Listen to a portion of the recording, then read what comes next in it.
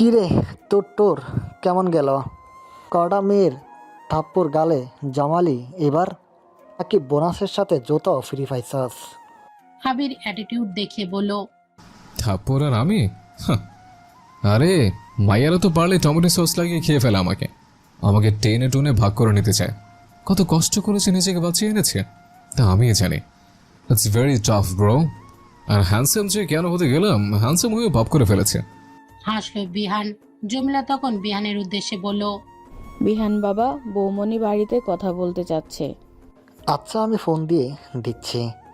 বিহান নূরের বাড়ির নাম্বারে ফোন দিয়ে জমিলার হাতে দিয়ে দিল। জমিলা তা নিয়ে নূরের হাতে দিলে সে কথা বলতে লাগলো। আদিত্যর ভেতরে ভেতরে ভীষণ রাগ হচ্ছে। আশেপাশের ভাব দেখে মনে হচ্ছে সে বুঝি বাইরের কেউ। অযথাই মেজাজটা কেমন চিরবিরিয়ে হয়ে উঠল তার। এরই মাঝে বিয়ান খাওয়া শেষ করে নূরের সামনে গিয়ে হাসি মুখে বলল, কথা শেষ হয়েছে ভাবি, ফোনটা দিন তাহলে। নূর হাসি মুখে বলল, হ্যাঁ, হয়ে গেছে, এই নিন। বিয়ান ফোন হাতে নিতেই নূর হঠাৎ খুশি মনে বলে উঠল। আপনি অনেক ভালো বর।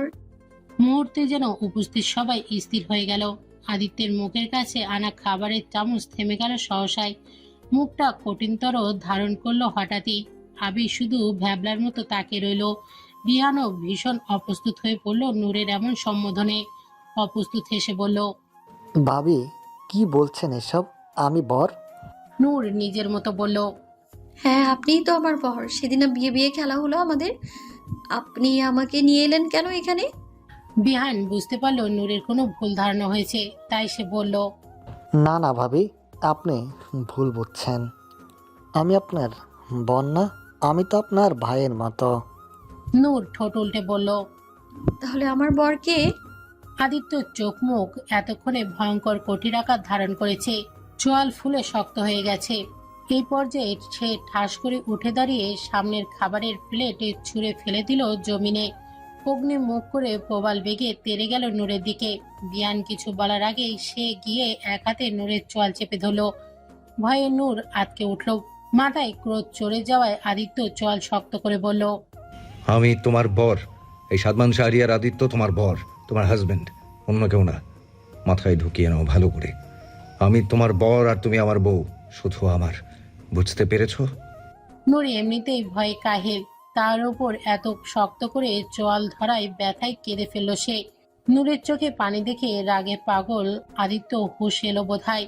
সে নূরকে ছেড়ে দ্রুত পা ফেলে ওপরে নিজের রুমে চলে গেল। ছাড়া পেয়ে নূর কাঁদতে লাগলো। জমিলা এসে তাকে শান্ত করার চেষ্টা করলো। আবির বিহানের উদ্দেশ্যে বলল, কি রে শালা, এসব কি হচ্ছে? কি চোখ করে সব? বিহান আপাতত আবিরের কথা কানে না নিয়ে আদিত্যের রুমের দিকে দৌড়ালো। রুমে এসে দেখলো আদিত্য ক্রোধে বসে রুমের মাঝে পায়চারি করছে। বিহান ওর সামনে গিয়ে অপরাধী সুরে বলল, আই এম সরি আদি, আসলে আমি বুঝবার পারি নাই। ভাবি এমন ধারণা নিয়ে আছে, তাহলে আমি আগে হেডা ক্লিয়ার করে দিতাম। আদিত্য নিজের রাগ দমিয়ে বলল, তুই কেন সরি বলছিস? তোর কি দোষ? বোঝা তো ওর উচিত ছিল, যাকে তাকে বর বলে দেবে। ও কি জানে না ওর বর কে? বিহান জবাবে বলল, কিভাবে জানবে? তুই কখনো জানতে দিয়েছিস? তুই তো জানিসে ভাবির মানসিক অবস্থা কেমন। সে সুস্থ মানুষের মতো ভাবতে পারে না। এখানে আসার পর থেকে শুধু আমাকে শুধু সামনে দেখেছে। আমি টুকটাক খেয়াল রাখি তার ভালো মন্দের। হয়তো এই কারণে সে মনে করেছে আমি। আদিত্য স্থির দৃষ্টিতে তাকালো বিহানের দিকে। বিহান শান্ত সুরে বলল, দেখ আদি, আমি তোর মনোভাব বুঝতে পারছি, তবে তোকেও বুঝতে হবে ভাবি বাকিদের মতো না। তার সাথে শক্তি প্রয়োগ করে কখনো তার আপন হতে পারবি না। ভাবির হলো ছোট বাচ্চার মতো মন। তাকে সেভাবে আদর, আহ্লাদ আর কেয়ারভাবে তাকে ফিল করাতে হবে। তুইও তার একমাত্র আপন, না হয়তো অনেক বেশি পর হয়ে থাকবি তার। আমার কথাটা ভেবে দেখিস। আমি চাই না আপন মানুষ থাকতেও তুই একা হয়ে যাস সারা জীবন। বলে বেরিয়ে গেল বিহান। আদিত্য ভাবতেই লাগলো বিহানের কথাগুলো। সে কি সত্যি ভুল করেছে? অফিস থেকে আজ একটু সকাল সকালে ফিরেছে আদিত্য। তার পেছনে চারজন লোক হাত ভর্তি খেলনা নিয়ে আদিত্যর পেছনে পেছনে হেঁটে আসছে। খেলনার ভিড়ে মানুষগুলোর চোখে দেখা কঠিন। এইগুলো সব আসার সময় আদিত্য নিয়ে এসেছে নূরের জন্য। নূরের সাথে মিত্রতা করার প্রথম প্রচেষ্টা তার। কালই পুনরায় ছিঁড়া পুতুল দেখে মনের হয়েছিল নতুন খেলনা পেলে খুশি হবে হয়তো, তাই পুরো খেলনার দোকানই যেন নিয়ে এসেছে সে। পেছন থেকে বিহান মিটিমিটি হাসছে তার বন্ধুর কাণ্ড দেখে। খেলনা সহ মানুষগুলো নিয়ে ভেতরে ঢুকলো আদিত্য। তবে ভেতরের পরিবেশ কেমন যেন অন্যরকম মনে হলো তার। সার্ভেন্টগুলো আর জমিলা এদিক ওদিক কেমন খোঁজাখুঁজি করছে, সবার মুখে চিন্তার ছাপ। আদিত্য ভ্রু কুঁচকে বলল। কি চলছে এখানে? আদিত্যের কথায় যেন সবাই ভয়ে চুপসে গেল কেমন, কেউ কোনো উত্তর দিতে পারছে না। আদিত্য রাগ বাড়ল, সে আরেকটু রাগী স্বরে বলল। Can someone tell me what's going on here? Jamila ভীত গলায়। আসলে ছোট সাহেব, বৌমণিকে কোথাও পাওয়া যাচ্ছে না। ঘন্টাখানেক আগে তাকে সোফায় টিভি দেখতে বসিয়ে দিয়ে আমি রান্নাঘরে কাজ করছিলাম। কাজ শেষ করে এসে দেখি আর নেই। তখন তাকে খুঁজছি, কিন্তু কোথাও পাচ্ছি না। কথাগুলো সাধারণভাবে বললেও আদিত্যের কানে যেন তা সাধারণভাবে প্রবেশ করলো না। কেমন উত্তপ্ত জলীয় বাষ্পের ন্যায় মস্তিষ্কের নিউরনে ছড়িয়ে পড়ল যেন। হঠাৎই যেন ক্রিয়াশীল স্নায়ুতন্ত্র অক্রিয় হয়ে পড়ল ভীষণভাবে। এলোমেলো মস্তিষ্কে শুধু একটাই কথা বারবার প্রতিধ্বনিত হচ্ছে, নূরকে পাওয়া যাচ্ছে না। আদিত্য নিজেও জানে না কি যেন ঘটেছে ওর সাথে। এই অতি সামান্য কথাটা তার উপর প্রভাব ফেলেছে অসামান্য হারে। কেমন স্থির হয়ে দাঁড়িয়ে রয়েছে সে। এসির মাঝেও কপালে ঘাম জমে যাচ্ছে তার। এরই মাঝে বিহান তার উদ্দেশ্যে বলে উঠল। পাউন যাইতাছে না? কি কছ তোরা? এখানে মজা চলতেছে, পাউন যাইতাছে না মানে কি? এতগুলা মানুষের থাইকা একটা মানুষ গায়েব হইয়া গেল গা। আশেপাশে কোথায় হইব, যাইব কই? ভালো কইরা খুঁজা দেখ। একজন সার্ভেন্ট জবাবে বলল। খুঁজছি তো, কোথাও নেই। মোর জ্বালা, তাহলে তোরা আসস কিসের লাইগা? তোরা থাকতে ভাবি কেমতে হারালো? তোরা কি চোখ খুইলা ব্যাংকে রাখাইছস? আসলে ম্যাডাম কখন যে উঠে গেছে কেউ দেখেনি। গার্ডকে জিজ্ঞেস করলাম, তারা বলল ম্যাডামকে নাকি গেটের বাইরে যেতে দেখেনি। তাহলে ভিতরেই কোথাও আছে। আচ্ছা, এখন পেঁচাল বাদ দিয়া যা, আবার সবাই খোঁজ ভালো কইরা চারিদিকে, পাইয়া জামুনি। বিহানের কথায় সবাই চারিদিকে আবারও ছড়িয়ে পড়ে খোঁজা শুরু করলো। বিহান খেয়াল করলো আদিত্য এখনো স্থির হয়ে দাঁড়িয়ে আছে। বিহান আদিত্যের কাঁধে হালকা ঠেলা দিয়ে বলল। কিরে, এমতায় দাঁড়ায় আসস কেলা? বাবেরে খোঁজা লাগবো না? চল আমরাও খুঁজি গিয়া। বলেই বিহান খোঁজ অভিযানে নেমে পড়ল। আদিত্য বিভ্রান্তের মতো শুধু এদিক ওদিক তাকাতে লাগলো। হঠাৎ যেন গলা বুক শুকিয়ে মরুভূমি হয়ে আসছে তার। হার্টবিট অস্বাভাবিক হচ্ছে। আদিত্য এগিয়ে গিয়ে টেবিলের ওপর থেকে পানির জগ নিয়ে ঢকঢক করে খেয়ে নিল। না, তবুও যেন শান্তি হচ্ছে না। কোথাও যেন কিছু আটকে আসছে তার। এমন অশান্তি কেন হচ্ছে তার? দম কেন বন্ধ হয়ে আসছে? বুকটা জ্বলছে কেন? নূর হারিয়ে গেছে বলে? নূর, হ্যাঁ নূর। নূরকে পাওয়া যাচ্ছে না। খুঁজতে হবে নূরকে, এক্ষুনি খুঁজতে হবে। আদিত্য কেমন বিভ্রান্তের মতো ছুটল এদিক থেকে ওই দিক। সবাই মিলে খোঁজাখুঁজি করেও কোনো হদিশ পাওয়া যাচ্ছে না নূরের। এদিকে গার্ডরা বলছে নূরকে গেটের বাইরে যেতে দেখেনি তারা। সিসিটিভি ফুটেজও কোথাও দেখা যাচ্ছে না তাকে। দুপুরের দিকে বাসার বাইরে যেতে দেখা গেছে, কিন্তু তারপর আর কোনো ক্যামেরায় দেখা যাচ্ছে না তাকে। তাহলে মেয়েটা কোথায় গায়েব হয়ে গেল কেউ বুঝতে পারছে না। যেন জলজ্যান্ত মেয়েটা ভূতের মতো অদৃশ্য হয়ে গেল। এদিকে আদিত্যেরও আসার প্রায় 2 ঘন্টার মতো হয়ে গেছে। সন্ধ্যা হতে চলেছে প্রায়। এখনো পর্যন্ত নূরের কোনো খোঁজ নেই। আদিত্য সব এলোমেলো লাগছে। দম বন্ধকর অনুভূতিতে দমে যাচ্ছে সে। এই প্রথম যেন তার মনে ভয়ের সৃষ্টি হচ্ছে। কোনো কিছু হারিয়ে ফেলার ভয়ে খুব করে আহত করছে তাকে। এতটা বিভৎসতা আগে কখনো অনুভব করেনি সে। এতটা বিভৎস যে মাথায় কোনো কিছুই কাজ করছে না তার। নিজেকে এতটা অসহায় কখনোই মনে হয়নি যেন তার। এত এত ক্ষমতা তার, অথচ একটা মেয়েকে খুঁজে বের করতে পারছে না সে। রাগের মাথায় ফেটে যাচ্ছে। অসহ্য গুমোট যন্ত্রণায় ছটফট করছে হৃৎপিণ্ডটা। ওই গুমোট দম বন্ধকর অবস্থা থেকে বাঁচতে ব্যালকনিতে এসে দাঁড়ায় আদিত্য। নিঃশ্বাস চলাচল ঠিক করার চেষ্টা করা। তখনই হঠাৎ কিছু কানে এলো তার। ছোট্ট ছোট্ট আওয়াজে বলা কারোর অস্পষ্ট গলা শুনতে পেল সে, সাথে হালকা হাসার শব্দ। আদিত্য ছট করে উকি দিল। নূরের জামার অংশ দেখতে পেল সে। এক মুহূর্ত নষ্ট না করে তড়িৎ গতিতে নিচে দৌড়ে গেল সে। দৌড়ে বাসার পেছন সাইডে এলো আদিত্য। দেখতে পেল কাঙ্ক্ষিত ব্যক্তিটাকে। বাসার পেছন সাইডে পিলারের কোনায় বসে আছে নূর রানী। বিড়ালের ছোট্ট ছোট্ট বাচ্চাগুলোর সাথে বসে আছে সে। তাদের হালকা করে ছুঁয়েই খুশিতে আত্মহারা হয়ে যাচ্ছে যেন। এত কোনায় থাকাতে সিসিটিভিতে দেখা যাচ্ছিল না তাকে। রাগে এদিকে আদিত্যর মুখমণ্ডল শক্ত হয়ে যাচ্ছে। সবাইকে চিন্তায় ফেলে দিয়ে মহারানী কি সুন্দর এখানে বিড়াল ছানা নিয়ে খেলছে। মন তো চাচ্ছে এক্ষুনি উঠিয়ে একটা আছাড় মারি। আদিত্য চোয়াল শক্ত করে তেড়ে গেল নূরের সামনে। সামনে এসে নূরের এক হাত ধরে ঝটকা টান মেরে দাঁড় করালো তাকে। বেচারা নূরের হাসির মুখটা মুহূর্তে ভয়ার্ত আতঙ্কে পরিণত হয়ে গেল। কাঁপতে লাগলো ভয়ে সে। আদিত্য রাগীভাবে তার কাছে এলেও হঠাৎ সে উল্টো প্রতিক্রিয়া দেখালো। সে হুট করে নূরকে টান দিয়ে তার বুকের মাঝে গেঁথে নিল। দুই হাতের বাঁধনে মিশিয়ে নিল তাকে বক্ষ মাঝে। এতক্ষণে যেন তার নিঃশ্বাস সঠিক গতি খুঁজে পেল। হৃদয় খুঁজে পেল তার প্রশান্তি। এই 2টা ঘন্টা দম বন্ধকর যন্ত্রণাদায়ক অসহনীয় অনুভূতিতে আদিত্যকে হাড়ে হাড়ে বুঝিয়ে দিয়েছে এই মেয়েটা তার জন্য কি। এই মেয়েটা যে এখন তার জীবন হয়ে গেছে তা বুঝতে পেরে গেছে সে। বুঝে গেছে নূর ছাড়া সে নিঃস্ব, শূন্য। নূরকে ছাড়া তার চলবে না। না তার নিঃশ্বাস, না তার হৃৎপিণ্ড, কোনো কিছুই চলবে না, কিছুতেই না। তার সবটা জুড়ে দখল করে নিয়েছে নূর নামক প্রাণ ভোমরাটা। ভালোবেসে ফেলেছে সে তার নূরকে, অনেক বেশি ভালোবেসে ফেলেছে। যে ভালোবাসার কোনো সীমা নেই, নেই কোনো আয়ত্ত।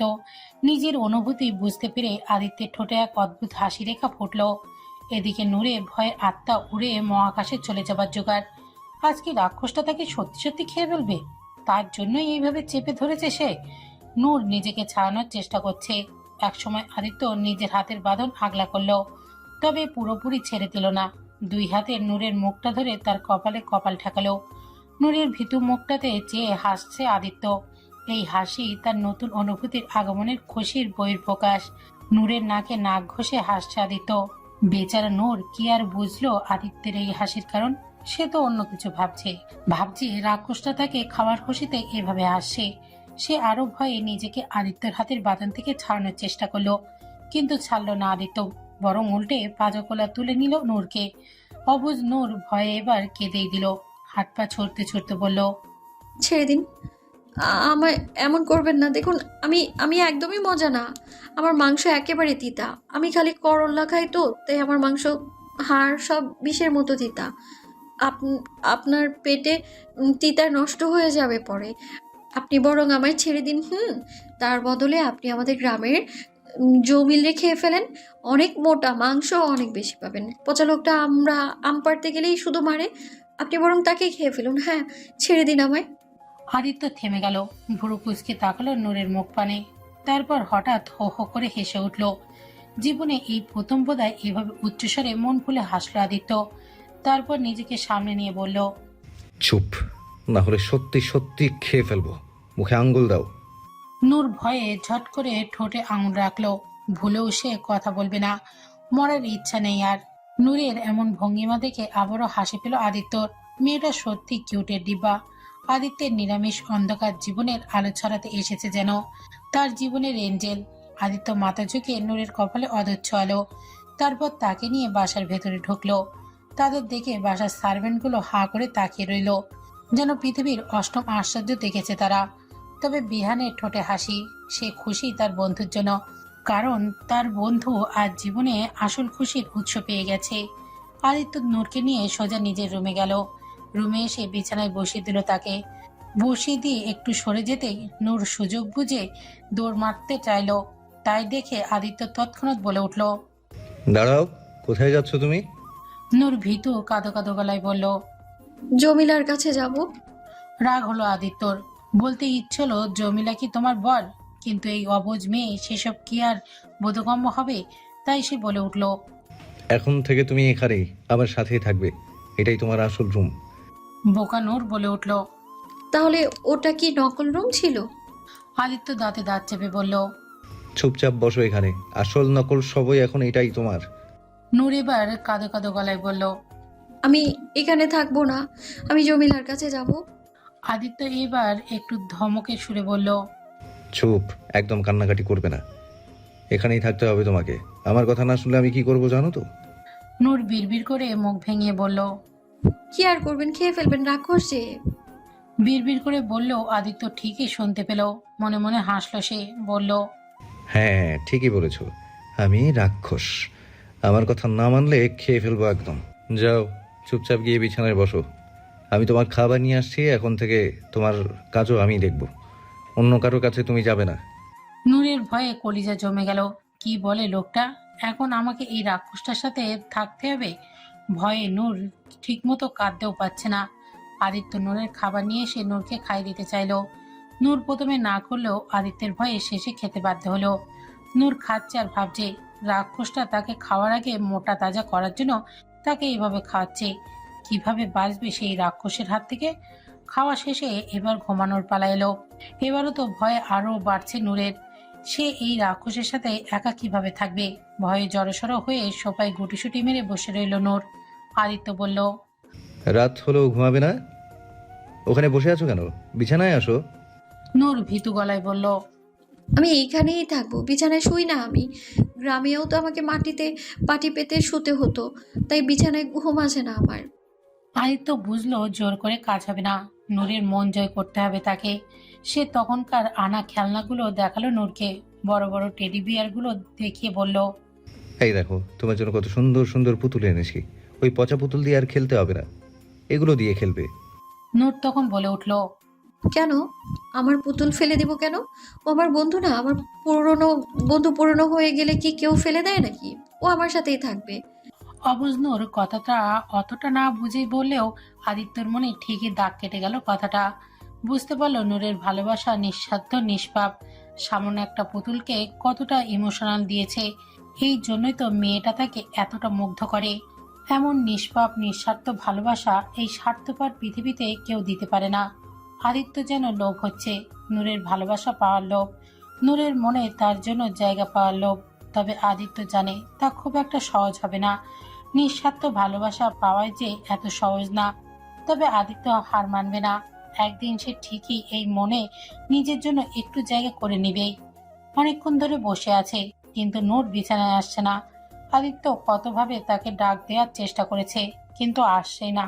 আদিত্য নিজের পরিস্থিতিতে নিজেই করুণা হচ্ছে যেন, যেখানে হাজারটা মেয়ে আদিত্যের বিছানায় আসতে লাইন ধরে থাকে। আর আজ আদিত্যকে কিনা নিজের বিয়ে করা বউকে বিছানায় আনতে কত খাটুনি করতে হচ্ছে। ভাবতেই হাসি পায় তার। আদিত্য এবার নূরকে ভয় দেখানোর উদ্দেশ্যে বলল, জানো, সোফার ভেতর কিন্তু ইয়া বড় একটা ইঁদুর লুকিয়ে থাকে। জলদি চলে আসো, না হলে কিন্তু তোমাকে খেয়ে ফেলবে। কিন্তু বেচারা এর প্রয়াসও ব্যর্থ হয়ে গেল। নূর তার ছেলে সুরে বলল, ইঁদুর কি মানুষ খায় নাকি? আমাকে পাগল ভেবেছেন? আদিত্য মেকি হেসে বলল, না না, তুমি কেন পাগল হবে? পাগল তো আমি। আমার বাপ পাগল, আমার 14 গোষ্ঠী পাগল। এইসব বলে হতাশ দীর্ঘশ্বাস ছাড়লো আদিত্য। প্রথম দিনই বোধহয় সে ফেল হয়ে গেল। মুখ হতাশা করে বিছানার খেলনাগুলো সরাতে নিল আদিত্য। হঠাৎ করেই ছোঁয়া লেগে একটা খেলনা মিউজিক বেজে উঠল। মিউজিকের শব্দে নূরের চোখ গেল সেদিকে। আদিত্যের পাশে একটা মিউজিক্যাল বল ডান্সারের খেলনা, কাচের একটা বলের মতো, যার ভেতর একজোড়া কাপল ডান্সের পুতুল ডান্স করছে। তার মাঝে স্নো হোয়াইট ছড়াচ্ছে চারিদিকে। নূরের চোখ যেন আটকে গেল তাতে। চোখ পিটপিট করে উৎসুক দৃষ্টিতে তাকিয়ে রইল সেদিকে। সেটা খেয়াল করলো আদিত্য। সুযোগ বুঝে সে খেলনাটা হাতে নিয়ে নূরের দিকে দেখিয়ে বলল, এটা নিবে? দেখো কত সুন্দর, নিতে চাইলে এখানে এসো। নূরের যেন এই মুহূর্তে ভয়ের কথা আর মনে থাকলো না। তার সকল আকর্ষণের কেন্দ্রবিন্দু এখন এই আশ্চর্যজনক জিনিসটা। নূরে সেটা দেখার লোভে ধীরে ধীরে উঠে গেল আদিত্যের কাছে। বিছানায় এসে বসলো সে, চোখের দৃষ্টি শুধুই ওই খেলনাটাতে। বিছানায় বসে খেলনাটা নিজের হাতে নিল সে। হাসি ফুটলো আদিত্যের ঠোঁটে। যাক, শেষমেশ নূরকে তার কাছে আনাতে পেরেছে। নূর খেলনাটা হাতে নিয়ে বিস্ময়কর নজরে তাকিয়ে দেখতে লাগলো, আর খেলনাটার ভেতরে ডান্স দেখে হাসতে লাগলো সে। আদিত্য মুগ্ধ হয়ে শুধু দেখলো তাকে। নূর তার কাছে আছে, এখন তার সবটা জুড়েই শুধু প্রশান্তি। নূর খেলনা নিয়ে খেলতে খেলতে একসময় নিজেই ঘুমে ঢলে পড়তে নিল। তা দেখে আদিত্য ধরে ফেলল তাকে, আস্তে করে শুয়ে দিল তাকে বালিশে। মায়াময় চোখে তাকিয়ে রইল নূরের মুখ পানে। মুখ নামিয়ে অদর ছোয়ালো কপালে। নূরের গালে বৃদ্ধা আঙুল বসিয়ে মায়াবী চোখে তাকিয়ে মনে মনে বলল, আম সরি, তোমাকে আগে দূরে সরিয়ে রেখেছিলাম, তবে আর না। আজ আমার জীবনে তোমাকে পুরোপুরি স্বাগতম। আজ থেকে তোমাকে আর এক মুহূর্তের জন্য অপেক্ষা করবো না। তুমি আমার রাজ্যের রানী, আমার জান, আমার অ্যাঞ্জেল। এরপর নূরকে নিজের বুকে জড়িয়ে প্রশান্তিতে চোখ বুজে নিল আদিত্য। ঘুমের রেশ কেটে চোখ দুটো মেলে তাকালো আদিত্য। তাকিয়ে জীবনের সবচেয়ে প্রশান্তিময় মুহূর্তের সাক্ষী হলো সে। বুকের মাঝে যখন নূরের ঘুমান্ত নিষ্পাপ মায়ার সাগর মুখখানা নজরে এলো, মায়া ভরা মুগ্ধ নয়নে তাকে রইল নূরের মুখ পানে। আজকের মতো সুন্দর সকাল যেন কখনোই দৃশ্যমান হয়নি আদিত্যের জীবনে। যেমন কাল রাতের মতো প্রশান্তিময় ঘুমও এর আগে কখনো হয়নি আদিত্যের। বুক জুড়ে যেন কেবলই প্রশান্তির এক অনাবিল শিথিলতা, যেন শত বর্ষ ধরে অশান্ত ছুটে চলা পথিক তার মঞ্জিলের দেখা পেয়েছে। ক্লান্ত তৃষ্ণার্ত বুকটা পেয়েছে পানির দেখা। জীবনটা এতটা সুখময় হতে পারে তা নূর ওর জীবনে না আসলে হয়তো জানতেই পারত না সে। আল্লাহর কাছে লাখো লাখো শুকরিয়া জানায় আদিত্য। সেদিন নূরের বোন পালিয়ে না গেলে নূরকে কিভাবে পেত সে? নূরের মুখের ওপর পড়া এলোমেলো চুলগুলো আঙুলের আলতো স্পর্শে ছড়িয়ে কানের পিঠে গুঁজে দিল আদিত্য। মুখ নাবিয়ে অধর ছোঁয়ালো নূরের কপালে। কিছু সময় ওভাবে থাকলো সে। ঠিক তখনই হঠাৎ নূরের ঘুম ভেঙে গেল। চোখ খুলে আদিত্যকে ওইভাবে দেখে ঘাবড়ে গিয়ে আচমকায় দুই হাতে ঠেলে আদিত্যকে সজোরে ধাক্কা মারল। অপ্রস্তুত থাকায় আদিত্য আচমকায় ধাক্কা খেয়ে ব্যালেন্স হারিয়ে বিছানা থেকে নিচে পড়ে গেল। হতবাক দৃষ্টিতে তাকালো সে নূরের দিকে। নূর ঝট করে বিছানা থেকে উঠে দাঁড়াতে গিয়ে ভীতগ্রস্ত হয়ে বলে উঠল, আমাকে ঘুমের মাঝে খেয়ে ফেলেছিলে, পচা রাক্ষস। আদিত্য রাখলো ভীষণ। যাকে সে নিজের সবটা মালিক করে দিয়েছে তাকে নাকি সে খেয়ে ফেলবে। আদিত্য উঠে দাঁড়িয়ে নূরের দিকে তেড়ে যেতে যেতে দাঁত কিরমির করে বলল, আমি রাক্ষস? তোমাকে তো আমি... আদিত্য তেড়ে আসা দেখে নূর আবারও ঘাবড়ে গেল। নিজের আত্মরক্ষায় সে আশেপাশে যা পেল তা উঠিয়ে নিয়ে আদিত্যকে হুমকি দিল। দেখো, একদম আমার কাছে আসবে না, নইলে কিন্তু আমি এটা দিয়ে মারবো। তারপর জোরে জোরে চিল্লাতে লাগলো নূর। বাঁচাও, বাঁচাও আমায়, এই রাক্ষস আমায় খেয়ে ফেললো, বাঁচাও কেউ আমায়। আদিত্য বুঝলো রাগলে কাজ হবে না। রাগ দেখে নূর আরো ভয় পেয়ে যাচ্ছে, তাই শান্ত হয়ে নূরকে বোঝাতে চাইল। নূর, মাই অ্যাঞ্জেল, দেখো আমার কথা শোনো, শান্ত হও প্লিজ। আমি তোমাকে কিচ্ছু করবো না, আমার কাছে এসো। নূর যেন কোনো কিছুতেই শুনতে রাজি না। ধীরে ধীরে সে কেমন হাইপার হয়ে উঠছে। জোরে জোরে বাঁচাও বাঁচাও বলে চিল্লাচ্ছে। আদিত্য তার দিকে এগিয়ে যেতে নিলেই সে হাতের কাছে যা পাচ্ছে তাই ছুঁড়ে মারছে। এরই মধ্যে একটা কাচের বোতল এসে লাগলো আদিত্যের হাতে। হাতে লেগে কাচে কেটে গেল হাত। ব্যথা পেয়ে হাত ঝাঁকিয়ে হালকা আর্তনাদ করে উঠল আদিত্য। ততক্ষণে নূরের চিল্লাচিল্লি শুনে বিহান সহ বাকিরাও দৌড়ে এলো ওখানে। দরজা খুলে বিহান ভেতরে ঢুকলো। পিছু পিছু জমিলাও এলো। বিহানকে দেখে নূর দৌড়ে বিহানের পেছনে গিয়ে লুকালো। লুকিয়ে ভয়ার্ত কণ্ঠে বলল, বাঁচান আমায়, এই রাক্ষস আমায় খেয়ে ফেললো। নূরের কথায় তবদা খেয়ে গেল বিহান। আদিত্যের দিকে তাকে দেখলো আদিত্যের হাত থেকে রক্ত পড়ছে। বিহান ছুটে আদিত্যের কাছে গিয়ে উদ্বিগ্ন হয়ে বলল, কি রে, হাত কাটটা গেল কেমতে? কি হয়েছে এখানে? আদিত্যের হাত কাটার চেয়ে বেশি কষ্ট হচ্ছে নূরের এইভাবে ওকে ভয় পাওয়া দেখে। করুণ দৃষ্টিতে তাকিয়ে রইল সে নূরের পানে, যে এই মুহূর্তে জমিলার পেছনে লুকিয়ে পড়েছে। সে কি এতটাই ভয়ঙ্কর, এতটাই খারাপ হবে? হয়তো খারাপ বলেই তো নূর ওকে রাক্ষস ভাবছে, ওকে অ্যাকসেপ্ট করছে না। আদিত্যর চোখের ইশারায় জমিলাকে বোঝালো আপাতত নূরকে এখান থেকে নিয়ে যাক, না হলে নূর শান্ত হতে পারবে না। আদিত্যর ইশারায় জমিলা নূরকে নিয়ে গেল আপাতত। বিহান আদিত্যের হাতে ব্যান্ডেজ করে দিচ্ছে। খেয়াল করলো আদিত্যের মুখটা বিষণ্ণ হয়ে আছে। বিহান হয়তো বুঝতে পারলো এর কারণ। সে শান্ত সুরে বলল, এত হতাশ হলে হইব জানি, তোর লাগে ভাবি, এমন করলে তোর ধীরে লাগে, কিন্তু একটু তো সময় লাগবই। তোর বোঝন লাগবো, ভাবির মনে তোরে লইয়া আতঙ্ক বৈশা গেছে। তো জলদি কাজ হইব না, সময় লাগবো আর মেহনত লাগবো। তোর প্রেশন হওয়ানের কাম নাইকা, দেখবি বহুত জলদি ভাবিও তোরে পছন্দ কইরা ফালাইব। আদিত্য দীর্ঘশ্বাস ছেড়ে বলল, আই জাস্ট হোপ সো। নূরের এই উপেক্ষা আমি আর নিতে পারছি না। আমি কি করলেও আমাকে নিজের পছন্দের তালিকায় রাখবে বল না? ও শুধু একবার বললে আমি সব কিছু ওর কদমে ঠেলে দিব, অথচ ও আমাকে চাই না। ওর চোখে যখন আমার জন্য ভীতি দেখি তখন নিজেকে দুনিয়ার সবচেয়ে খারাপ ব্যক্তি মনে হয়। চাপ লইস না, সব ঠিক হইয়া যাইব গা। বিয়া করছ যখন বইয়ের পেরা তো লহন লাগবো। স্মিত হাসলো আদিত্য, তারপর বলল, গিয়ে দেখ নূর ঠিক আছে কিনা, ও শান্ত হয়েছে কিনা। জমিলা খালা আছে বাবির লহে, তুই চিন্তা করিস না। জমিলা অনেক বুঝিয়ে শুনিয়ে নূরকে শান্ত করেছে, নূরকে খাওয়ার খাইয়ে দিয়েছে। নূর এখন বিছানায় বসে পুতুল নিয়ে খেলছে। জমিলা তার পাশে বসে মাথায় হাত বুলিয়ে দিয়ে বলল, বৌমণি, আপনি ছোট সাহেবকে দেখে এত ভয় পান কেন? নূর মুখটা ফুলিয়ে বাচ্চাদের মতো করে বলল, কারণ সে রাক্ষস, আমার দাদির রূপকথার গল্পে সেই রাক্ষস যে সবাইকে খেয়ে ফেলে, আমাকেও খেয়ে ফেলবে। জমিলা হালকা হেসে বলল, না বৌমণি, আপনি ভুল বুঝছেন। ছোট সাহেব রাক্ষস হতে যাবে কেন? সে তো আপনার স্বামী, তার সাথে আপনার বিয়ে হয়েছে। ছোট সাহেব অনেক ভালো মানুষ, সে রূপকথার রাক্ষস না, বরং রূপকথার গল্পের যে রাজকুমার থাকে সে রাজকুমার। সে আধুনিক জামানায় বলতে গেলে সিনেমার হিরো। দেখেন না, দেখতেও কি সুন্দর হিরোর মতো। জমিলার কথায় নূর গভীর ভাবনায় পড়ল যেন। হ্যাঁ, লোকটাকে দেখতে তো ওই হিরোদের মতোই, কিন্তু উনি তো ভয়ঙ্কর। জমিলা আবারও বলল, আজকে আপনি ঠিক করেন নাই বৌমণি, ছোট সাহেব আপনার স্বামী, তাকে আপনি ওভাবে মারলেন, আল্লাহ নারাজ হবে। স্বামীর সাথে এমন ব্যবহার করতে নেই, পচা মেয়েরা এমন করে। আপনি কি পচা হতে চান? নূর ঠোঁট উল্টে মাথায় ডানে বামে নাড়ালো, মানে সে পচা হতে চায় না। জমিলা তখন মুচকি হেসে বলল, তাহলে আর ছোট সাহেবের সাথে অমন করবেন না, কেমন? নূর শঙ্কিত মুখে বলল, কিন্তু আমার যে ভয় করে, উনি কত ভয়ঙ্কর, যদি মেরে ফেলে আমায়। মারবেন না, আপনি শুধু শুধু ভয় পাচ্ছেন। হ্যাঁ, ছোট সাহেব অনেক রাগ, তবে সে তো আপনার স্বামী, আপনাকে কেন মারবে সে? আপনি শুধু একবার মনের ভয় দূর করেন, দেখবেন তাকে আপনার খুব পছন্দ হবে। নূর বেচারি ভীষণ ভাবনায় পড়ে গেল। এই ছটাক সমান মাথায় এত মহা ভাবনা বোঝা টানা দায় হয়ে যাচ্ছে।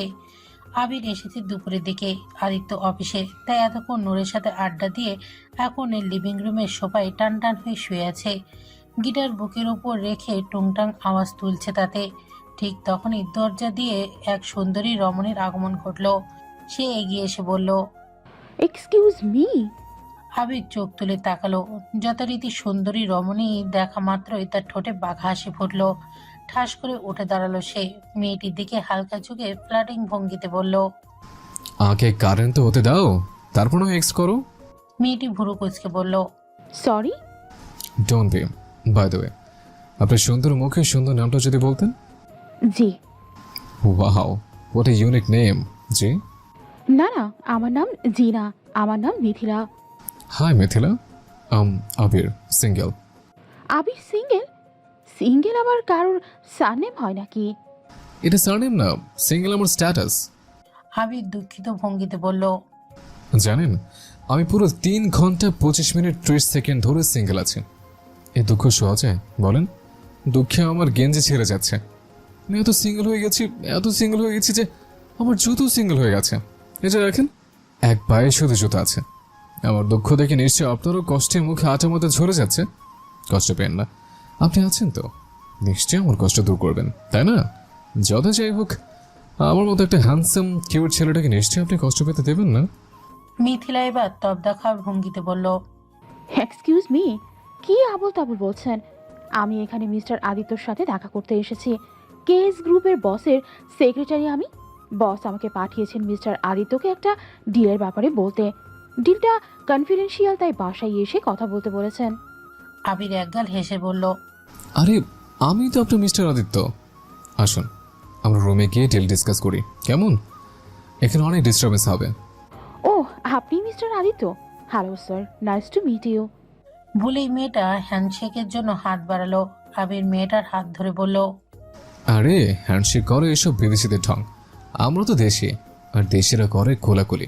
আসেন কোলাকুলি করি, দেশি সংস্কৃতিকে তো বাঁচিয়ে রাখতে হবে, তাই না?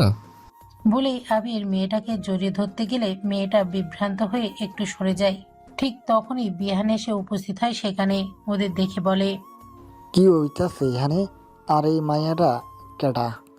আবির দাঁতে দাঁত চেপে বলল, হতে আর দিলি কই শালা, একটু বয়স লেগে তোর মগজে কিডনি হয়েছে তো? কি হইতাছে এখানে? আর এই মায়াটা কেডা? মিথিলা তখন বলে উঠল, জি, আমি মিথিলা, কেএস কোম্পানি থেকে এসেছি আদিত্য স্যারের সাথে দেখা করতে।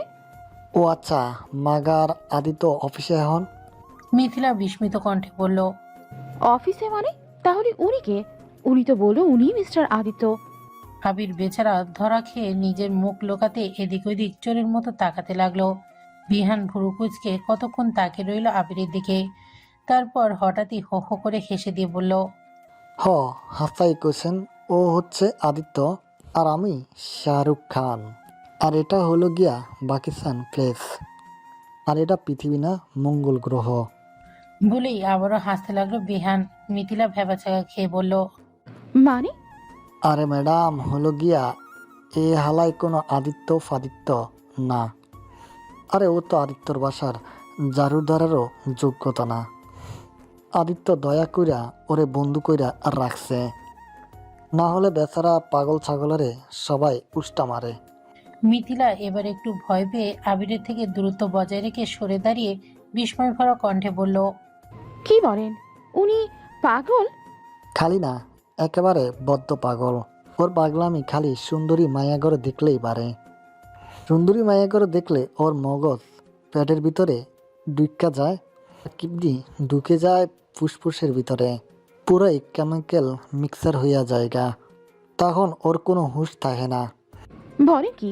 থ্যাংক গড আপনি আমাকে বাঁচালেন, না হলে এই পাগল তো আজ আমাকে মেরেই ফেলতো। আমি বরং যাই মিস্টার আদিত্যর অফিসে দেখা করে নিব। বলেই মেয়েটি তড়িৎ গতিতে পালালো ওখান থেকে। তা দেখে বিয়ান হাসতে লাগলো। তারপর আবিরের দিকে তাকাতেই দেখতে পেল আবির কেমন হিংস্র দৃষ্টিতে তাকিয়ে আছে তার দিকে। দাঁত কিরমির করে বলল, আমি পাগল, ঠিক আছে, আজ তোকে একটু পাগলামি দেখিয়ে ছাড়ি। বিয়ান অবস্থা বেগতিক দেখে ছোট লাগালো।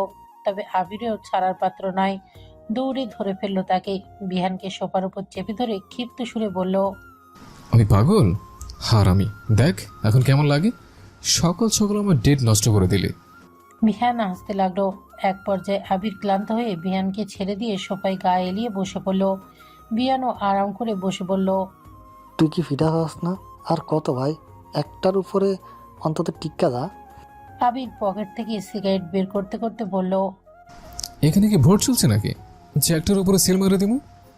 আরে আবির হলো মহৎ প্রাণ ব্যক্তি, সকল নারীদের সেবায় নিজেকে বিসর্জন করে দিয়েছেন। শুধু একজনকে ধরে বাকিদের কষ্ট দেওয়ার মতো স্বার্থপর না আমি। বলেই সিগারেট মুখে পুরে লাইটার জ্বালাতে নিল আবির। ঠিক তখনই বিহান বলে উঠল, আর আহানা? আহানার নাম শুনতেই জ্বলন্ত লাইট তৎক্ষণাৎই স্থির হয়ে গেল আবিরের হাতে। সাথে থমকালো মুখশ্রীও। বেখেয়ালিতে হঠাৎই আগুনের হালকা ছ্যাঁকা লাগলো আবিরের আঙুলে। ছট করে লাইটারটা হাত থেকে ফেলে দিল সে। ঠোঁটে গোজা সিগারেট বের করে দ্বিধান্বিত মুখ করে বলল, হোয়াট আহানা? এখানে আহানা কোত্থেকে আসলো? কোত্থেকা আবার আইব?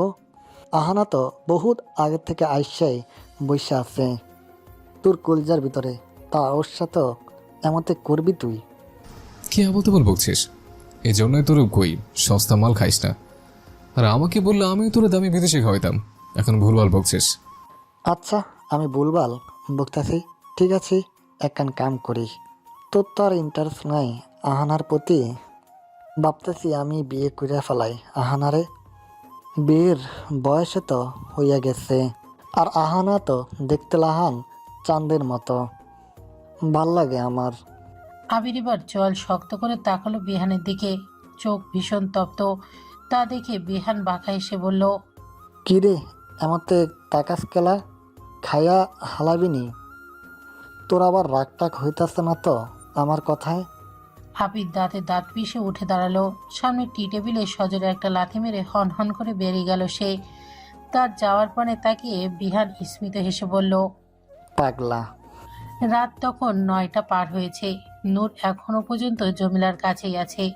জমিলা কত করে বোঝাচ্ছে তাকে আদিত্যের রুমে যেতে, কিন্তু নূর ভয়ে রাজি হচ্ছে না। আপাতত নূরকে রেখে জমিলা রান্নাঘরে কাজে গেছে। নূরের রুমে আর ভালো লাগছে না, তাই তার পুতুলটাকে কোলে নিয়ে সে একটু করিডোরে এলো। সামনের দিকে হাঁটতে লাগলো একটু সে।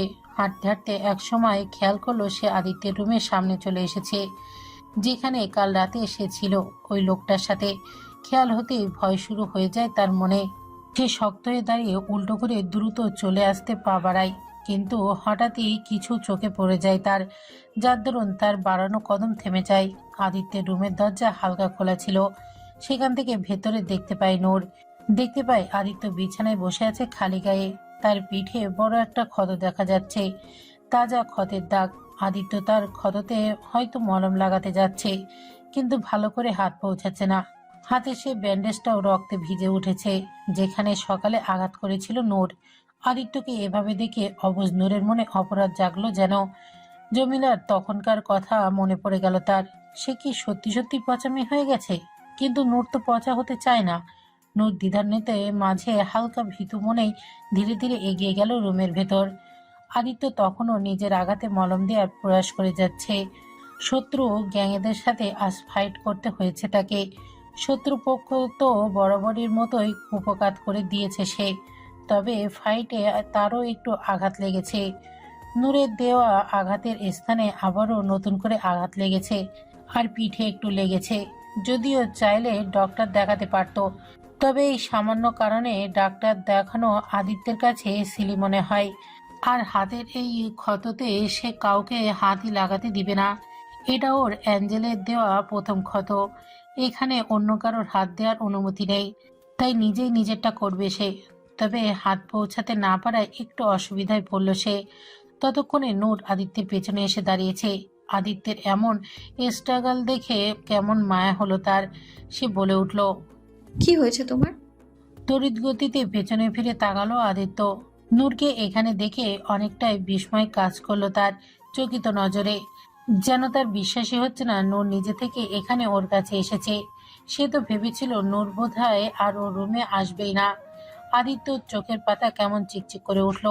নূর আবারও আস্তে করে বলল। কষ্ট হচ্ছে তোমার? আদিত্য নূরের দিকে একধানে তাকিয়ে থেকে মুচকি এসে বলল। এতক্ষণ হচ্ছিল, এখন আবার হচ্ছে না। নূর আমতা আমতা করে বলল। আমি লাগিয়ে দিই? আদিত্যের চোখে চমক যেন বাড়ল, মনে হচ্ছে খুশিময় অনুভব। সে বিবরিত কণ্ঠে বলল। তুমি দিবে? নূর ঘাড় কাত করে বলল। হ্যাঁ দিব। আমার পুতুলের কেটে গেলে আমি তো মাটির মলম লাগিয়ে দিই। আমি পারি তো লাগাতে। আচ্ছা। হ্যাঁ দিন, মলম দিন। আদিত্য মলমটা নূরের হাতে দিল। নূর আদিত্যের পেছনে পিঠের পাশে বসলো। অপরিকল্পিত নূর মলমের টিউব টিপে এক গাদা মলম নিজের হাতে ঢেলে নিল। তারপর ক্ষতস্থানে জোরে জোরে লেপটে দিতে লাগলো। নূরের অপরিকল্পিত কাজে আদিত্যের শরীরে জ্বলনের অনুভব হলেও মন জুড়ে অসীম প্রশান্তি ছড়িয়ে গেল। ঠোঁটে হাসি রেখা বিদ্যমান। নূর তাকে নিজ হাতে ছুঁয়ে দিচ্ছে, তার জন্য চিন্তা দেখাচ্ছে। এ যেন মহামূল্যবান কিছু ঘটছে তার সাথে। সামান্য এই ব্যথার পরিবর্তে নূর যদি এভাবে ওর কাছে আসে, তাহলে আদিত্য রোজ পুরো শরীর আঘাত পেতে রাজি। মলম লাগানো শেষে নূর বলল। হয়ে গেছে। আদিত্য ঘুরে বসলো তার দিকে। নূর শোধায়। এখন ব্যথা কমেছে? আদিত্য মুগ্ধ অপলক নয়নে তাকিয়ে বলল। না, কমে যাবে কোথায়? আমার নূর এত সুন্দর করে মলম যে লাগিয়ে দিল, ব্যথার বাপের সাধ্য আছে আর থাকার? নূরের নজর গেল আদিত্যের হাতে রক্তে ভেজা ব্যান্ডেজটার দিকে। অপরাধ বোধ হলো ভীষণ। নূর অপরাধী সুরে বলল। আমি কি সত্যি পচা মেয়ে? আদিত্য ভুরু কুচকে বলল। না তো, আমার নূর কেন পচা হতে যাবে? কে বললো তোমাকে এই কথা? আমি জানি আমি পচা কাজ করেছি। ওই যে তোমার ব্যথা দিয়েছি কত, পচা মেয়েরাই তো এমন করে। একদম না, তুমি পচা হতেই পারো না। তুমি তো আমার অ্যাঞ্জেল। নূর অ্যাঞ্জেল শব্দের অর্থ বুঝল না। কেমন প্রশ্নবিদ্ধ চোখে তাকালো সে। আদিত্য বুঝতে পেরে বলল। অ্যাঞ্জেল মানে পরী। তুমি একটা পরী, আর পরীরা কখনো পচা হয়? নূর যেন খুশি হলো তাকে পরি বলায়। নূর আহ্লাদি হেসে বলল। আমি পড়ি? হ্যাঁ, তুমি পরী, আমার পরী, আমার অ্যাঞ্জেল। নূর হি হি করে খুশি মনে হাসলো। তাতে উজ্জ্বল হলো আদিত্যের হৃদকটি। নূর বলল। তুমি অতটাও খারাপ না হিরো। আদিত্য কৌতূহলী কণ্ঠে বলল। হিরো? হ্যাঁ, ওই যে সিনেমার হিরো, তুমিও তো ওই হিরোর মতোই। সত্যি? সত্যি। এভাবেই নানা কথাবার্তার মাঝে নূর আদিত্যের সাথে অনেকটাই ফ্রি হয়ে গেল। তার ভয় কেটে গেল অনেকটাই। আদিত্যের মনে খুশির বাতাস বইছে। তার নূর তার সাথে সহজ হচ্ছে। এর চেয়ে খুশির আর কি হতে পারে তার জন্য? হঠাৎ নূর জিজ্ঞেস করলো। আচ্ছা, তুমি পিঠে ব্যথা পেলে কি করে? তোমাকেও কি তোমার মা বাবা বোনেরা মারে? নূরের এই কথায় আদিত্য স্থির হলো খানিক। কপাল কুঁচকে জিজ্ঞেস করলো। মানে?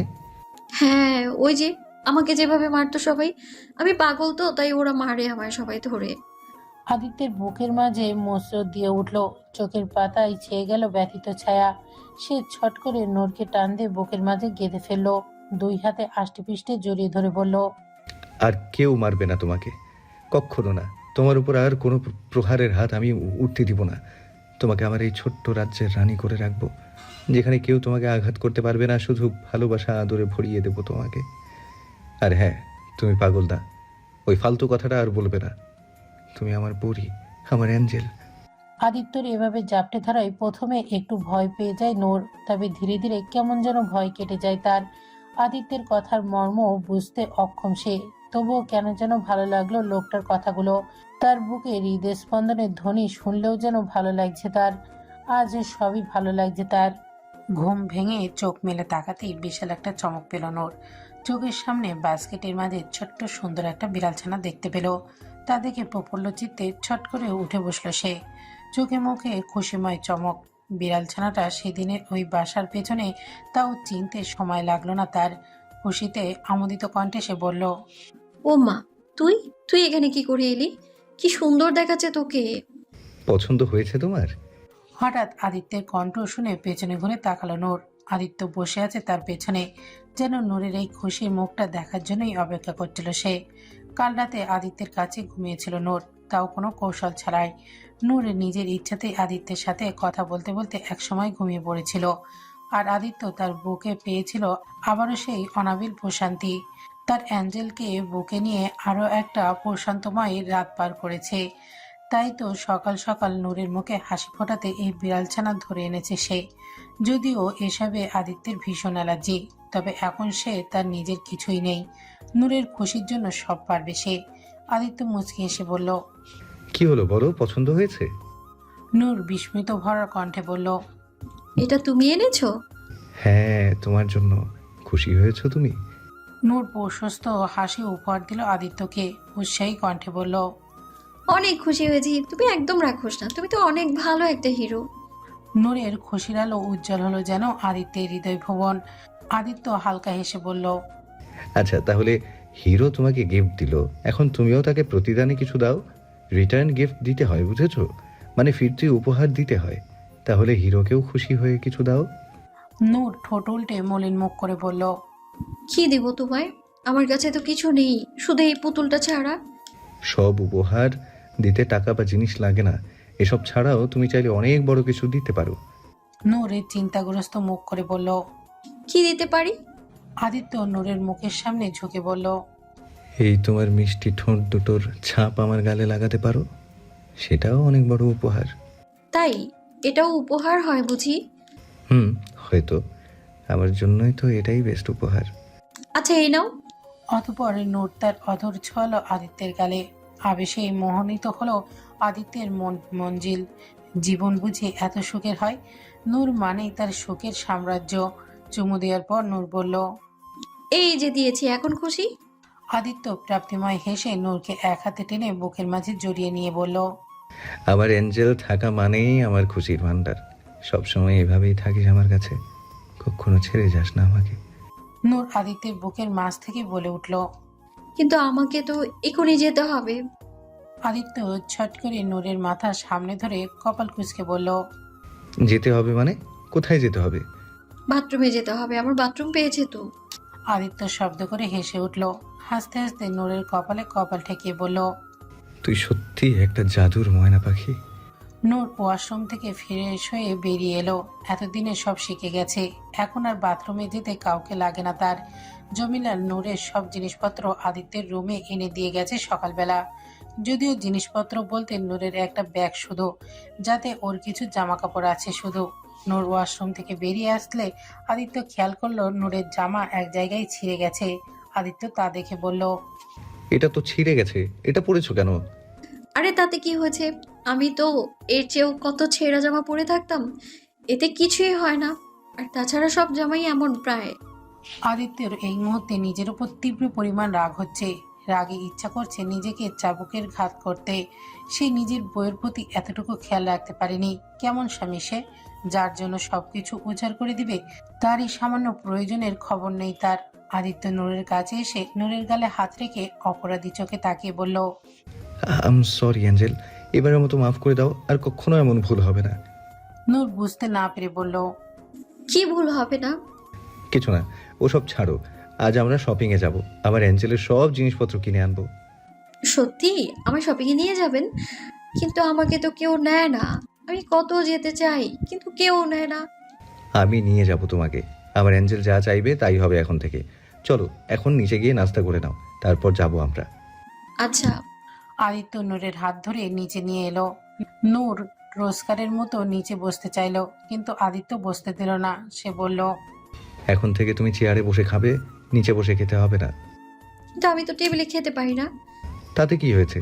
খেতে না পারলে আমি খাইয়ে দেবো তোমাকে, তবুও নিচে খাবে না তুমি? আদিত্য নূরকে চেয়ারে বসিয়ে নিজ হাতে খাইয়ে দিতে লাগলো। তা দেখে বাসার সার্ভেন্টরা বিস্ময়ে অজ্ঞান হওয়ার জো। এমন একটা দৃশ্য কোনোদিন দেখার ছিল তার জীবনেও কল্পনা করেনি তারা। তবে জমিলা আর বিহান খুশি হলো তা দেখে। আদিত্য ফাইনালি ওর আপনজন পেয়ে গেছে, এটাই খুশির কারণ। রাজধানীর বিশাল বহুল এক শপিং মলে এসেছে আদিত্য নূরকে নিয়ে। সাথে আবির ও বিহানও এসেছে। যদিও বিহান আসতে চায়নি, আবির ওকে জোর করে টেনে এনেছে, এই বলে যে আয় তোকে একটু চুড়ি মালা কিনে দেই। আদিত্য নূরের হাত ধরে রেখেছে নিজের হাতের মাঝে। নূর তো বিস্ময়ে হতবাক। শপিং মলের চাকচমক দেখেই চোখে ধাঁধা লেগে গেছে তার। বিস্ময় ভরা নজরে চারপাশে তাকিয়ে দেখছে সে। আদিত্য নূরের হাত ধরে সামনে সিঁড়ি লিফটের দিকে এগিয়ে গেল। সেটা দেখে নূর আরো বিস্ময় আবিষ্কার করলো।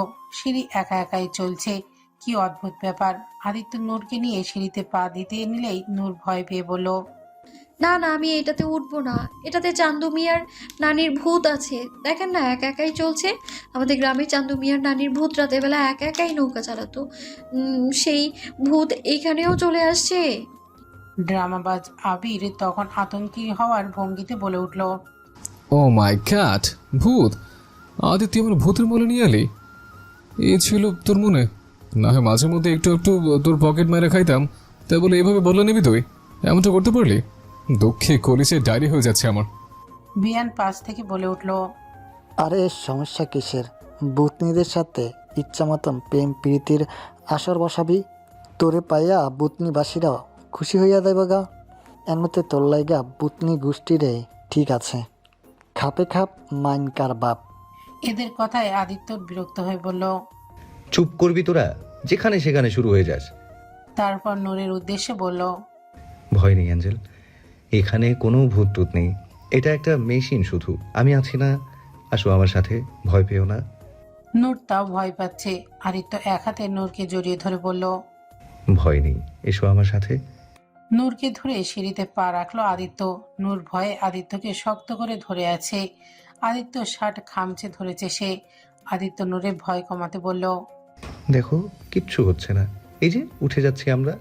নূরের ভয় যেন ধীরে ধীরে কমে এলো। এখন সে এটাতে ভীষণ একটা কৌতূহলী হয়ে উঠল। অবাক হয়ে দেখলো কিভাবে একা একাই উপরে উঠে যাচ্ছে। সিঁড়ির শেষ মাথায় গিয়ে নামতে আদিত্য বলল, দেখেছো, কিছুই হয়নি আমাদের, এটা শুধু একটা মেশিন।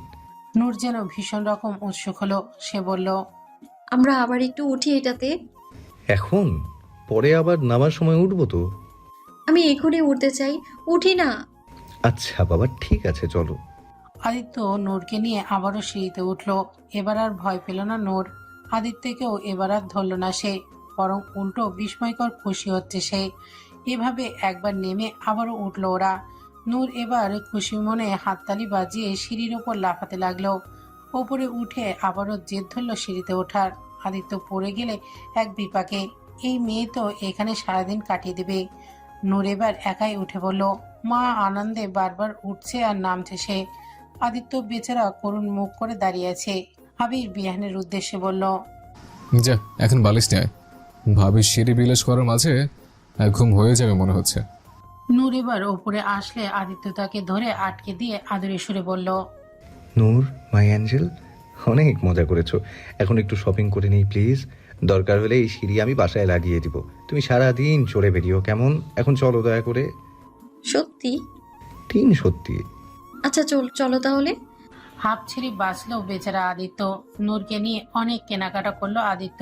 আবির আর বিহানও টুকটাক ঘুরে দেখছে। আবির তো শপিং মলের চেয়ে বেশি সুন্দরী মেয়েদের চেকিং এ ব্যস্ত। শপিং এর শেষে নূরকে নিয়ে সবাই ফুড কর্নারে বসলো।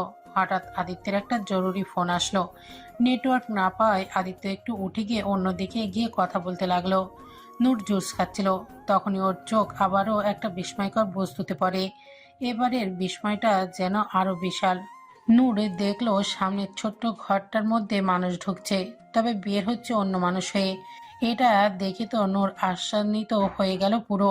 নূর বিষয়টা ব্যাখ্যা করতে পাশে আবিরকে বলল। আচ্ছা, ওই ঘরটাতে মানুষ ঢোকার পর অন্য মানুষ হয়ে যাচ্ছে কেমন করে? আবির বুঝলো নূর লিফটের কথা বলছে, যেখানে একজন যাচ্ছে তো আরেকজন আসছে। আবির ভাবলো একটু মজা করা যাক নূরের সাথে। সে নূরকে বলল, আরে এটার কথা জানো না ভাবি, এটা একটা ভয়ানক জাদুর ঘর। এখানে মানুষ ঢুকলে বের হয় অন্য মানুষ হয়ে। নূর বিস্ময়ে শঙ্কিত হয়ে বলল। বলো কি? হঠাৎ দেখলো আদিত্য ওই লিফটে ঢুকেছে। তাকে লিফটে ঢুকতে দেখে আতঙ্কিত হলো নূর। সে আতঙ্কিত কণ্ঠে বলল, আরে আরে, হিরো ঢুকে গেল তো ওর মধ্যে। হিরো? বলতে বলতে নূর দৌড়ে গেল লিফটের সামনে আদিত্যকে বাঁচাতে।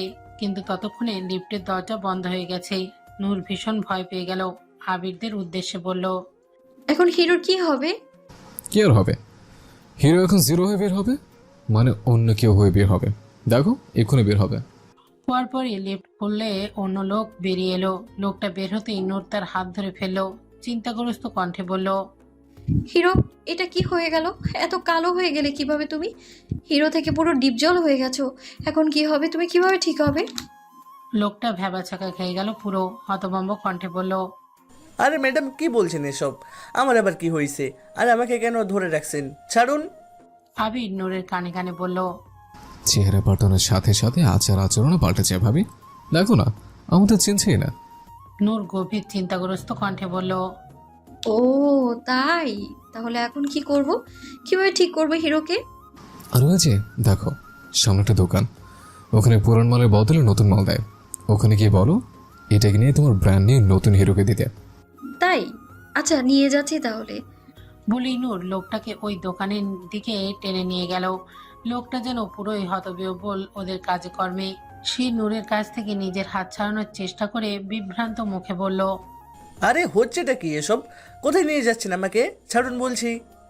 নূর এই পর্যায়ে আবির আর বিহানকে বলল, আরে তোমরা দাঁড়িয়ে আছো কেন? হিরোকে শক্ত করে ধরো, ছুটে যাবে তো। আবির লোকটাকে ধরে রাখলো যাতে ছুটতে না পারে। বিহান আবিরের উদ্দেশ্যে বলল, কি করছিস এসব? আরে চিল কর না, একটু মজা করতে দে। তুই ধর ভালো করে।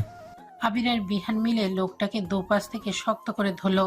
বেচারা লোকটা এবার ভয় পেয়ে গেল। আতঙ্কিত কণ্ঠে বলল, কি করছেন? কোথায় নিয়ে যাচ্ছেন আমাকে?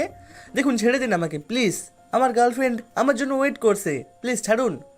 আবির লোকটাকে বিধরক একটা ধমক দিয়ে বলল, চুপ, একদম চুপ। আর একটা কথা বললে একদমই দোতলা থেকে ছুঁড়ে মারবো। প্রথমত, আমি এখনো বেঁচে থাকতে তোর কিভাবে গার্লফ্রেন্ড হতে পারে? এখন তো তোর পোস্টমর্টম করেই ছাড়বো। ওরা ধরাধরি করে লোকটাকে সেই দোকানে নিয়ে এলো। দোকানের সেলসম্যানের উদ্দেশ্যে নূর বলল, আমাকে এই পুরান মালটার বদলে নতুন হিরো দিন। সেলসম্যান বেচারা তবদা খেয়ে গেল। সে বুঝতে পারলো না নূর কি বলছে। সেলসম্যান বলল, ম্যাম কি বলছেন এসব? হিরো দেবো মানে? এখানে পুরন ডিফেক্ট মালের বদলে নতুন মাল দেওয়া হয়। নূর ডিফেক্টিভ ওয়াটার অর্থ বুঝতে না পেরে আবিরকে জিজ্ঞাসা করলো, ডিফেক্টিভ মানে কি? আবির বলল, ভাবি, ডিফেক্টিভ মানে নষ্ট বা ভেঙে চুরে গেছে এমন। ও, তার মানে এই বদলানো হিরোটাকেও আমাদের ভাঙতে হবে? তাহলে উনি নতুন হিরো দেবে, ওনাকে তাহলে ভাঙো একটু। আচ্ছা ঠিক আছে, এক কাজ করি, ওর হাতটা ভেঙে ফেলি। নূর বলল, আরে না না, হাত ভাঙলে সূচু করবে কি করে? হ্যাঁ তাও ঠিক। তাহলে ওর পা ভাঙ্গি। পা ভাঙলে কুতকুত খেলবে কি করে? তাহলে কি ভাঙবো ভাবি? এক কাজ করি, টস করি আমরা, যেটা উঠবে সেটাই ভাঙবো। বাহ ভাবি বাহ, এত বুদ্ধি নিয়ে ঘুমন কিভাবে? ওদের এসব কথাবার্তা বেচারা লোকটার হার্ট অ্যাটাক হওয়ার যোগ। বেচারা এবার কাঁদো কাঁদো করুণ সুরে বলল, কি বলছেন এসব আপনারা? আমাকে কি প্লাস্টিকের বদলে পেয়েছেন? হাত ভাঙবেন, পা ভাঙবেন? দেখুন, দয়া করে আমাকে ছেড়ে দিন প্লিজ। নূর এবার ধমকের সুরে বলল, এই একদম চুপ, দেখছো না লটারি করছি, একদম ডিস্টার্ব করবে না। লোকটা এবার কেঁদেই ফেলবে এদের অত্যাচারে। তখনই হঠাৎ একটা মেয়ে এসে বলল, সোহেল, তুমি এখানে? আমি তোমার জন্য সেই কখন থেকে অপেক্ষা করছি, আর তুমি এখানে অন্য মেয়ের সাথে ঘুরছো। নূর তখন মেয়েটির উদ্দেশ্যে বলল, আরে ও সোহেল না, আমার হিরো, আমার বিয়ে খেলার বর। এখন একটু বদলে গেছে তো, তাই পাল্টাতে এসেছি আমরা। মেয়েটির তেতে উঠে বলল, কি, তুমি বিয়ে করে ফেলেছো? You cheater! আজকের পর থেকে নিজের কুশ্রী চেহারা আমাকে দেখাবে না। বলেই মেয়েটির আগে হনান করে বেরিয়ে গেল।